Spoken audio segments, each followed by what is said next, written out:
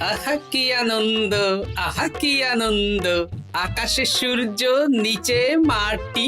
আহা কি আনন্দ, আহা কি আনন্দ, আহা কি আনন্দ। আরে ও গোপাল দাদা, গোপাল দাদা, এই সকাল সকাল কি আবার পিছু ডাকলো? আরে আমি আমি। আমি তো আমি নামে কাউকে চিনি না। আরে তুমি একটু পেছন ফিরে তাকাও তো। আমি তো সামনে যাচ্ছি, পেছনে তাকাবো কেন? ঠিক আছে, তাহলে আমি তোমার সামনে আসছি। আরে দৌড়াচ্ছ কেন? হ্যাঁ, আরে দাঁড়াও দাঁড়াও বলছি, দাঁড়াও, নইলে কিন্তু আমি মহারাজের কাছে যাব। হ্যাঁ, ও ভোলা তুমি? আরে আগে বলবে তো, আমি করছিলে কেন? একদম কথা ঘোরাবে না গোপাল দাদা। এবার বলো কি বলছি। দেখো, আমি তোমাকে আগের বছর 50 মোহর ধার দিয়েছিলাম। এ কি, তোমার তো মিষ্টির দোকান, ধার দিলে তো লোকে ছুরি কাঁচি ধার দেয়, আর তুমি মোহরে ধার দেওয়ার ব্যবসা শুরু করেছো কবে থেকে বলো দেখি? আবার কথা ঘোরানো শুরু করেছো। হ্যাঁ, আমি এবার কিন্তু সত্যি মহারাজের কাছে যাব। আরে মজা করছি তো। আরে বারবার আমাদের মধ্যে মহারাজকে টেনে আনার কি দরকার বলো তো? সে না হয় টানলাম, তবে তুমি ওই আমার 50 মোহর সুদ সহ কবে ফেরত দেবে বলো তো? আর কিন্তু তোমার হাতে ওই 1 সপ্তাহ সময় আছে। হ্যাঁ, 1 সপ্তাহ মানে কতদিন ভাই? 7 দিন, 7 দিন। 7 দিন? আচ্ছা 7 দিন মানে কত ঘন্টা? 24 গুণ 7, মোট ওই 168 ঘন্টা। ও, অনেক সময় আছে। দেখো গোপাল দাদা, তোমার সাথে কিন্তু আমার ওই কাগজে কলমে লিখিত পড়িত আছে। হ্যাঁ, যদি ওই সময়ের মধ্যে তুমি আমার কাছ থেকে নেওয়া ওই অর্থ আমাকে ফেরত না দিতে পারো, তাহলে কিন্তু তোমার ওই বাড়ি ঘর সব আমার হয়ে যাবে। হ্যাঁ, হ্যাঁ হ্যাঁ, মনে আছে মনে আছে। এখন রাজসভায় যাই, 168 ঘন্টা পেরিয়ে গেলে চলে এসো, কেমন? বেশ, কথাটা মনে থাকে যেন। হ্যাঁ, তখন আর কিন্তু কোনো চালাকি করতে যাবে না, আমি সোজা মহারাজকে বলে দেব। ঠিক আছে ঠিক আছে।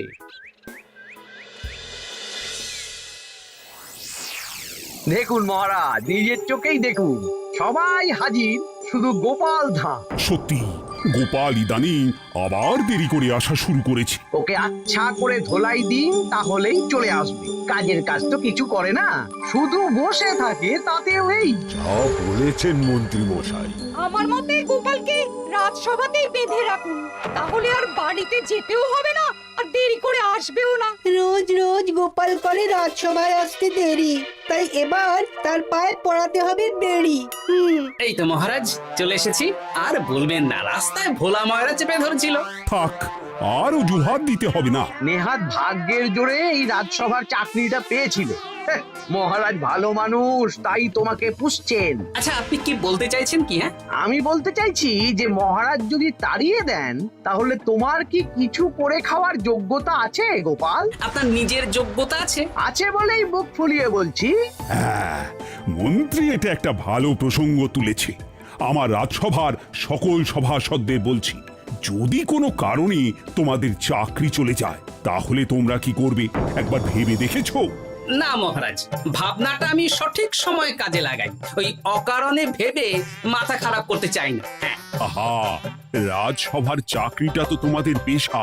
এই পেশার বাইরে তোমরা কে কি করতে পারবে? দেখুন মহারাজ, আমি তো ভেবেই দেখেছি যে যদি রাজসভার চাকরি না থাকতো, তাহলে আমি ব্যবসা করতাম। আমি মহারাজ যদি বিজ্ঞানী না হতাম, তাহলে শিক্ষা দান করতাম। আমি তো ছবি আঁকতাম, কলম না থাকলে আমি তুলি ধরবো। আমি কামারশালায় কাজ করতাম। আমার তো ছোটবেলায় মূর্তি বানানোর শখ ছিল, আমি মৃৎশিল্পের কাজ করতাম। কি গোপাল, এবার তুমি বলো। সবাই তো কিছু না কিছু বিকল্প ভাবনা চিন্তা করে রেখেছে। দেখুন মহারাজ, অনেক ভেবে দেখলাম আমার কাজ তো ভাড়ামো, তাই আমি লোক হাসিয়েই পয়সা রোজগার করব। আর বিশেষ কোনো গুণ তো আমার মধ্যে খুঁজে পাচ্ছি না মহারাজ। বেশ, আমি একটা ছোট্ট পরীক্ষা নেব। আজকের পর থেকে আগামী 7 দিন, আর এই 7 দিন তোমরা তোমাদের যা মন চায় সেটা করে রোজগার করবে। আমি তো খেতে ভালোবাসি। তাহলে খাবে। গোপাল হয় মুখ খুলে থাকে, নইলে চোখ বন্ধ করে। ও শুধু দুটো কাজই ভালো করতে পারে। আর সপ্তম দিনের শেষে বিচার হবে কে কত রোজগার করেছে। যার রোজগার সবচেয়ে বেশি হবে তাকে আমি দেব 100 মোহর উপহার। আর মহারাজ, যে সবচেয়ে কম রোজগার করবে তার বেতন থেকে আগামী 10 মাস 10 মোহর করে কাটা হবে। কি রাজি তো? হ্যাঁ, রাজি রাজি। আমি জানি যে গোপাল ফুটো করিও রোজগার করতে পারবে না, তাই গোপালই হারবে। বেশ, আর যদি অন্য কেউ হারে? তাহলে আমি নিজের বেতন থেকে তাকে আগামী 10 মাস 10 মোহর করে দেব। ব্যাস, এবার তোমরা কাজে লেগে পড়ো।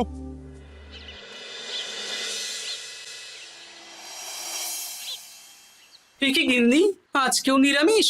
হ্যাঁ, আজকেও নিরামিষ খেতে হয়। হ্যাঁ, রোজই তো কিছু না কিছু একটা লেগে আছে তোমার। আমাদের পুরো শরীরটাই তো আমিষ। হ্যাঁ, তাহলে আমিষ খেতে বাধা কিসের বলো দেখি? বেশি তর্ক করতে হবে না বাপু, তা তোমাকে ডিম বানিয়ে দেবো। হ্যাঁ, না, আমি মানুষই। ঠিক আছে গিন্নি। আরে তোমাকে ডিম বানাবো বলেছি নাকি? আমি বললাম তোমার জন্য ডিম বানিয়ে দেবো। জন্যটা তো বলনি তখন। আরে তাড়াতাড়ি দাও, তাড়াতাড়ি দাও। এখন কদিন শুধু খাবো আর ঘুমাবো।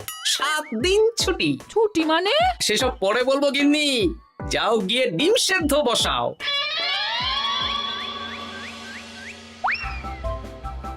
আরে করছোটা কি? বাড়িতে যা মোহর আছে সব তুলে কোথায় নিয়ে যাচ্ছ? আড়ত বাজারে। কেন কেন? তুমি আড়তে গিয়ে কি করবে? আড়তটাই কিনে নেব। কেন? তাহলে খোলা বাজারের সব ব্যবসায়ী আমার কাছে আসতে বাধ্য হবে, আর আমি ভালো মুনাফা রেখে সব বিক্রি করব। এ কি? রাজবাড়ি সুখে চাকরি ছেড়ে দিলেন নাকি? না না না, এখন 1 সপ্তাহ ব্যবসা করে মহারাজের কাছে আমার যোগ্যতা প্রমাণ করব। সব পরে বুঝিয়ে বলবো। হ্যাঁ, আমি আপনাকে সব শিখিয়ে দেব। তাহলে ভাই ওই আগামীকাল সকাল থেকে কাজে লেগে পড়বো, কেমন? তাহলে বুঝতে পারলেন তো যে কি করতে হবে? হ্যাঁ হ্যাঁ জমিদার মশাই, কবিতা লেখা যেমন আমার পেশা, তেমনি চিত্রশিল্প আমার নেশা। তাহলে তো আর কোনো চিন্তাই নেই। আশা করি খুব সুন্দর ছবি আঁকবেন। আপনি 1 সপ্তাহ পর এই মন্দির চিনতেই পারবেন না। এই নিন আপনার জন্য 50 মোহর অগ্রিম। মন্দিরের চিত্রকলা শেষ হয়ে গেলে আরো 50 মোহর দেব, ঠিক আছে? বেশ।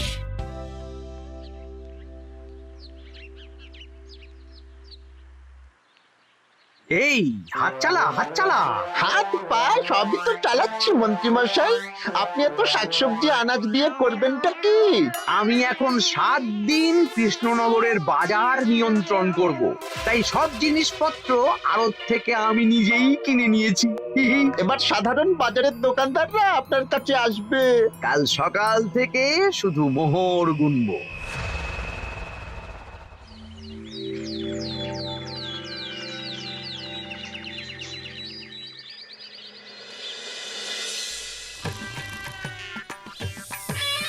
আরে এত বেলা হয়ে গেল, আর কত পড়ে পড়ে তুমি ঘুমোবে? এত লম্বা ছুটি পেয়েছি, এখন তো বিশ্রাম নিতেই হবে গিন্নি। কিন্তু পুকুর ঘাটে গিয়ে তো আমি অন্য কথা শুনলাম। তুমি আবার কি শুনেছো? তোমাদের মহারাজ নাকি বলেছেন আগামী 1 সপ্তাহ তোমরা সকল সভাসদেরা ওই সকল সভাসদেরা নিজের ইচ্ছে মতো কাজ করে রোজগার করব। আমার কাজ তো ভাড়ামো করা, তাই ভাড়ামোর সুযোগ এলে সেটাই করব। কিন্তু যদি সুযোগ না আসে, তাছাড়া যার রোজগার সবচেয়ে কম হবে তার তো বেতন থেকে 100 মোহর কাটা হবে গো। এই খবরও পেয়ে গেছো? বাবা, পুকুর ঘাট না পরনিন্দা পরচর্চা কেন্দ্র? হ্যাঁ, ওসব বাজে কথা বাদ দিয়ে কোনো কাজ শুরু করো, কাজ শুরু করো। এরকম গা এলিয়ে শুয়ে থাকলে ভগবান এসে তোমাকে পয়সা দিয়ে যাবে না গো। গোপাল দাদা, ও গোপাল দাদা, বলছি গোপাল দাদা, কি খবর গো? এই তো গতকাল তোমার সাথে কথা হলো, আজ একেবারে বাড়িতেই চলে এসেছো। তোমার যা হালচাল তাতে তো মনে হচ্ছে ওই কদিন পরে বাড়িটা আমারই হবে। আর সেই আশাতেই বসে থাকো। এই ভোলাময়রা এসেছে কেন গো? এসব কি বলছে? মা ঠাকুরুন, আপনার কাছে আর কি লুকাবো? বহুদিন আগে গোপাল দাদা আমার কাছে 50 মোহর ধার নিয়েছিল। সেই ধারের থেকে 5 মোহরা এখনো আমাকে শোধ করেনি। সে কি? হ্যাঁ, শর্ত অনুযায়ী যদি গোপাল দাদা আগামী ওই 6 দিনের মধ্যে ধার না শোধ করতে পারে তাহলে এই বাড়ি আমার হয়ে যাবে। তুমি আমাকে এত বড় কথা লুকিয়ে রেখেছো? হ্যাঁ, না আমি বলবো বলবো করে বলা হয়ে ওঠেনি আর কি। এবার আপনি দেখুন গিন্নিমা কি করবেন। ভিটে মাটি ছেড়ে কোথায় গিয়ে উঠবেন দেখুন। কি গো, এতেও তোমার হুঁশ হয় না? হ্যাঁ? ধুর, এই অযথা চিন্তা করো না তো, কিছু না কিছু একটা হয়ে যাবে।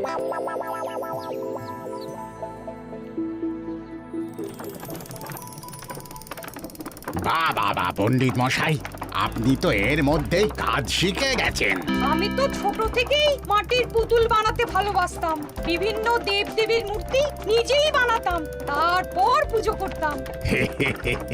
আমার পরম সৌভাগ্য আপনার মতন পণ্ডিত মানুষ আমার কুমোর শালায় কাজ করছেন। কোনো কাজই তো ছোট নয়। সত্যি সভাকবি মশাই, আপনার তুলিতে জাদু আছে। কি সুন্দর কারুকার্য। সবই আমার মা বাবার দান। আমার বাবাও খুব বড় চিত্রশিল্পী ছিলেন। উনি হাতে ধরে আমাকে ছবি আঁকা শিখিয়েছেন। বাহ বাহ বাবা।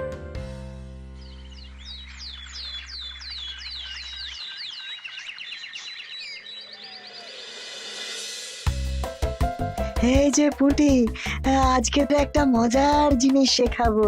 কি জিনিস? নয়ের নামটা তো তোরা পড়েছিস। হ্যাঁ, বল তো। 9 একে 9, 9 দুগুণে 18, 3 9 27, 4 9 36। ঠিক আছে ঠিক আছে, এবার থাম। পুরো মুখস্থ। সে তো বুঝতেই পারছি। এবার মজার জিনিসটা দেখ। 9 কে 9, 9 দুগুণে 18, 18 মানে কি? 1 10 8। হ্যাঁ, এবার 1-এর সাথে 8 যোগ কর, কত হয়? 9 3 9 কত? 27। 2-এর সাথে 7 যোগ করলে কত হয়? 9 36-এর 3-এর সঙ্গে 6 জুড়লে 9। আরে বাস, দারুণ তো। হ্যাঁ হ্যাঁ। সত্যি বিজ্ঞানী মশাই, আপনি কি সুন্দরভাবে পড়া বোঝান। এটা তো আমার নেশা।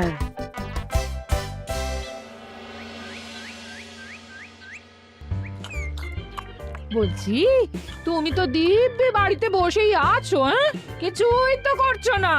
সত্যি বলো তো, তুমি ভাড়া মোছাড়া আর কি কিছু করতে পারো? হ্যাঁ, এই আদেশ করতে পারি। গেনি একটু তরকারি দাও তো, জলের ঘটিটা দাও না। যত সব। আচ্ছা, সত্যি তো ভাড় না হলে আমি কি হতাম? আমি কুমোর হতাম। মাটির কাজ শুনেছি খুব সোজা। যাই, কুমোর পাড়ায় যাই।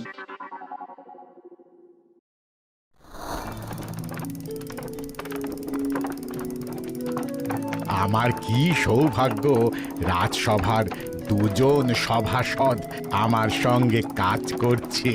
আচ্ছা, এইভাবে ঘোরাবো? এইটা হলো না, হলো না। এটা কি মুড়ির মোয়া নাকি? দাও, আমাকে করতে দাও, তুমি অন্য কিছু করো।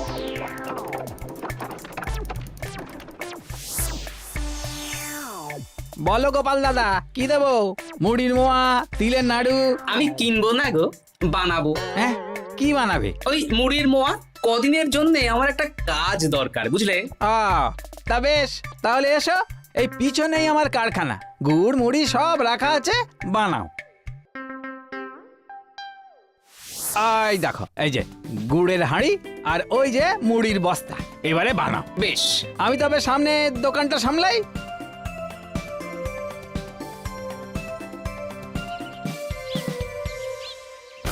এ কিসের আওয়াজ হলো?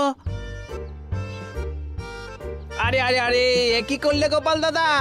আর বলো না, ওই গুড়টা ঢালতে গিয়ে হাঁড়িটা হাত ফসকে পড়ে গেল। এই তুমি যাও তো, তোমাকে কিচ্ছু করতে হবে না, যত সব বিপদ বাড়ানো।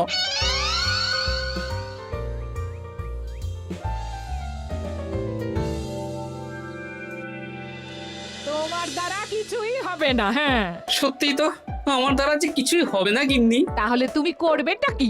এমন করে বলো না গিন্নি, সবারই খারাপ সময় যায়।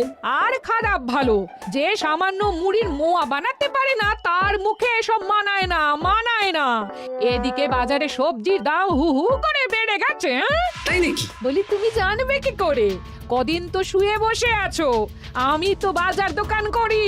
মন্ত্রী মশাই এখন আড়ত সামলাচ্ছেন আর সাধারণ বিক্রেতাদের চড়া দামে বিক্রি করছেন। হ্যাঁ, ও বেটা জীবনে শোধরাবে না। উনি তো তাও ছলে বলে রোজগার করছেন গো।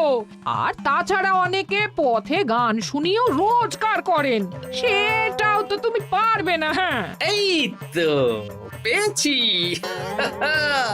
6 দিনের মাথায় তো রাজসভায় একটা বৈঠক হবে, সেদিনই আসল মজা জমবে। কিসের মজা গো? হ্যাঁ, সেটা সেদিনই বুঝতে পারবে।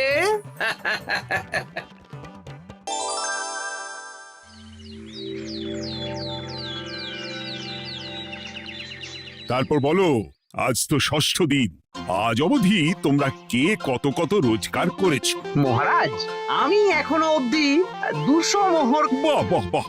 আমি মহারাজ 15 মোহর। হ্যাঁ, আমি 5 মোহর। বিভিন্ন বাড়িতে বাচ্চাদের পড়াচ্ছি, শিক্ষাদান করছি দিনরাত। সেনাপতি, আমি 10 মোহর পেয়েছি, আরো পাবো।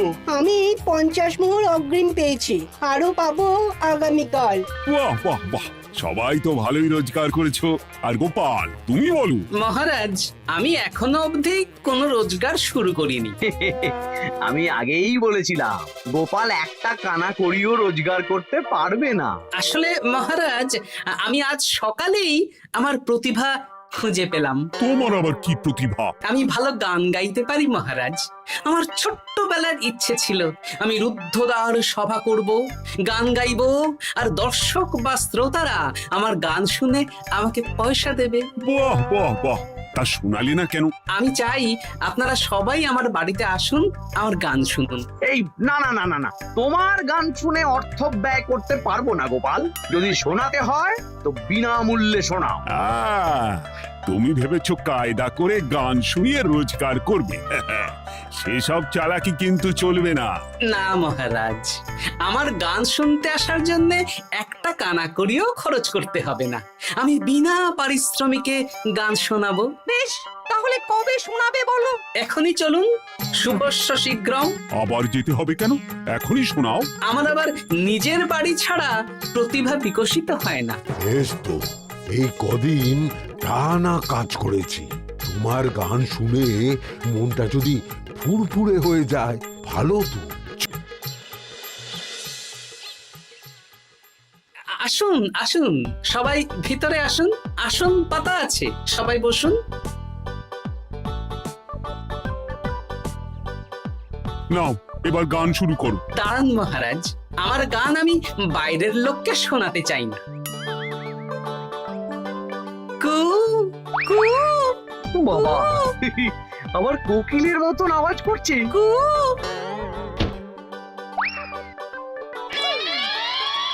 নাও নাও, শুরু করো।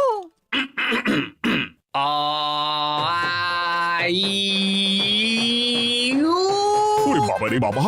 আরে এত চিৎকার করছো কেন? থামো থামো থামো! এটা ভালো লাগছে না? অন্য গান শোনাচ্ছি তাহলে। আকাশে মেঘে বাতাসে বায়ু, জ্যোতিষী বলেছে আমার 100 বছর আয়ু। আরে থামো থামো! আরে কান ঝালাপালা হয়ে গেল। না, থামতে আমি পারবো না, গান শুনতেই হবে। ওরে ওরে বাবা রে বাবা, এই কানে তালা লেগে গেল, আমি পালাই। পালাতে পারবেন না, বাইরেও তালা দেওয়া আছে। বাইরে তালা খুলতে বলো। বাইরে বেরোতে হলে প্রত্যেককে 100 মোহর দিতে হবে। আমরা তো আগেই বলে দিয়েছি, তোমার গান শোনার জন্য কোনো পয়সা দিতে পারবো না। এটা তো গান শোনার জন্যে নয়, বাইরে যাওয়ার জন্যে। আমার গান শুনতে আসার জন্য কোনো অর্থ লাগে না। গান শুনে বাইরে বেরোতে গেলে অর্থ লাগবে, জনপ্রতি 100 মোহর মাত্র। কি জ্বালাতন! হয় দিন, নইলে আবার শুরু করছি। থামো থামো। আপনারা কি সবাই দেবেন, না এখানেই থাকবেন? এই আমার কাছে এখন 50 মতন মোহর আছে। আমার কাছে 5 মোহর আছে। সে আমি লোক পাঠাচ্ছি আপনাদের সবার বাড়িতে, পুরো অর্থ পাবো, তারপর সবাইকে ছাড়বো। আচ্ছা, এটা কি ঠিক করলে গোপাল? দেখুন মহারাজ, আমি কথা নিয়ে খেলি। সব সভাসদেরা 6 দিন খেটে যা না রোজগার করেছে, আমি শুধু বুদ্ধির জোরে আর ভাড়ামো করে ঘন্টা খানিকের মধ্যে তার থেকে বেশি রোজগার করে নিলাম। যদিও এখনো একদিন সময় আছে। সত্যি গোপাল, তোমার বুদ্ধির জবাব নেই। মন্ত্রী মশাই, যে সবচেয়ে কম রোজগার করবে আপনাকে কিন্তু তাকে আগামী 10 মাস 10 মোহর করে দিতে হবে। হ্যাঁ নয় হ্যাঁ, এরকমই তো তুমি মুখ বড় করে বলেছিলে। গিন্নি কই গো, ভোলাকে ডেকে আনো, ওর ধার আজকেই শোধ করে দেব। হ্যাঁ যাচ্ছি। হ্যাঁ, আমরাও যাচ্ছি।